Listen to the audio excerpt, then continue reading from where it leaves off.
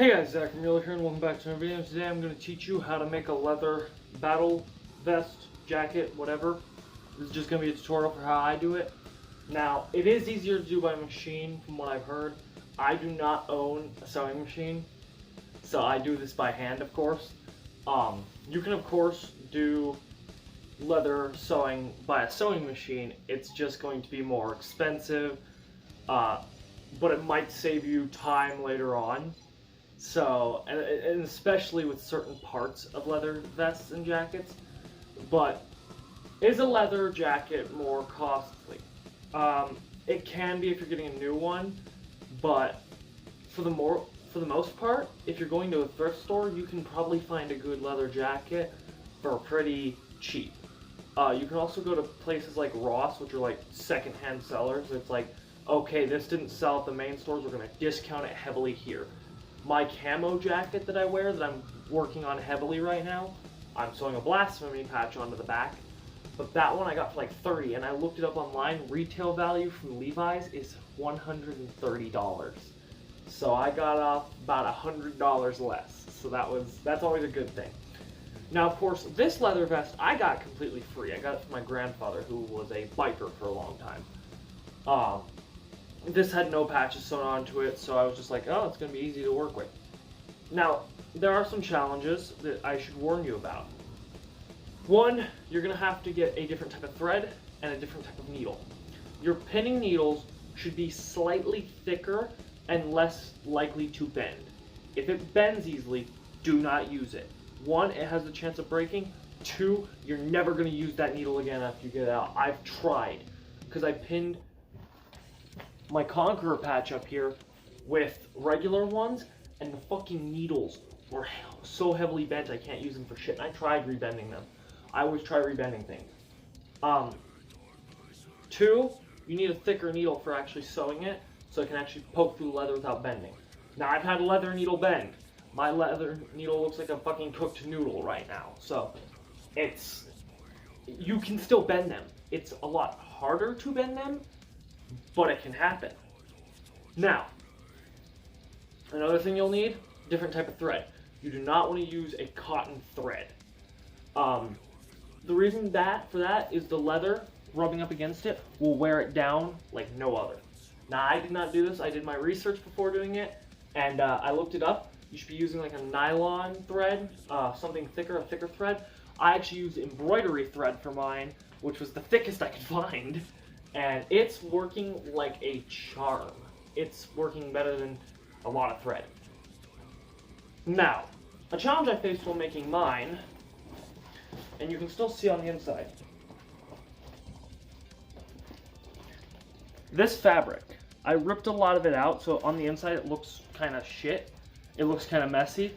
On the outside it looks really nice, but yeah, this, I'm planning on keeping some of this because I'm going to turn this shit into like a pocket for like putting patches in here and shit, because it's got some space, and I kind of like that.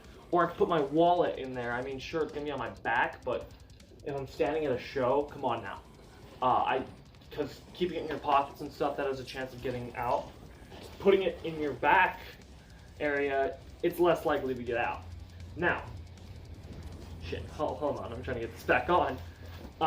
Now, I would suggest that before going into leather needle stuff, you're going to bleed a lot more. If you poke yourself with a needle, you're going to be dripping blood, but that can happen with any needle, but I mean, I've bled down to here on my finger from poking myself with a leather needle. They suck. I've also had them slip into my fingers on the end. I've had them, stepping on them sucks too. I've had them slip underneath my nails because I like to press up with my nails. And, yeah, no, that hurts. Badly. I punched a wall when it happened. It wasn't pleasant. But, okay. Steps I would suggest. If your jacket has an inlay fabric like this, if it has like a silk fabric, if you're using a machine, I'm pretty sure you could still keep it in. I'm not certain on that. But if you're doing hand sewing, based on the way you sew, the way I sew is I poke up through the material, then into the patch, pull it up to the fullest of its length, push it back down in, and pull it through. Now, I know there are other less complicated ways. There is no one way to sew a battle jacket. Don't let anybody tell you that. Now, you do that, and it's going to bunch up slightly. It has the chance of bunching up. So what do you do at that point? You cut out the inlay. Just cut out the inlay if you're going to sew it by hand. It's a lot easier, and it saves you a lot of time and effort in the long run. So I wish I'd done that before I'd sewn either of those patches. This one still's got some fabric attached, but it's because I figured it's up on the shoulder and it doesn't bunch. So I'm glad about that. Now, that's just some simple things. Of course, that's about it, actually. That's about it. Sewing it is not that hard. You might want to get a pair of pliers, because I found with this one, it would occasionally get stuck, and you'd either have to tug it and pull it, and it would hurt your fingers. It can hurt your fingers. It can cause your skin to dry up. There's a lot of weird shit that can happen with that.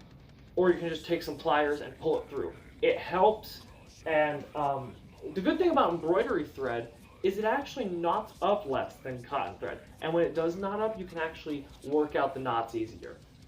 Now, the jacket I'm currently working on, well, actually, let me put it back on if I'm going to show it off.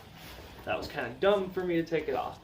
But it's a Conqueror and Revenge solid-only jacket.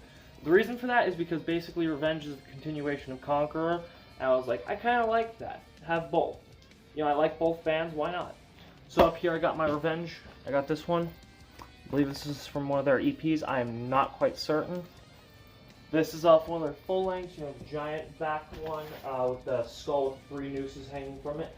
And up here my name patch, Conqueror. Now, of course, I'm going to be looking into getting more patches. I want to fill this whole damn thing up with Conqueror and Revenge patches.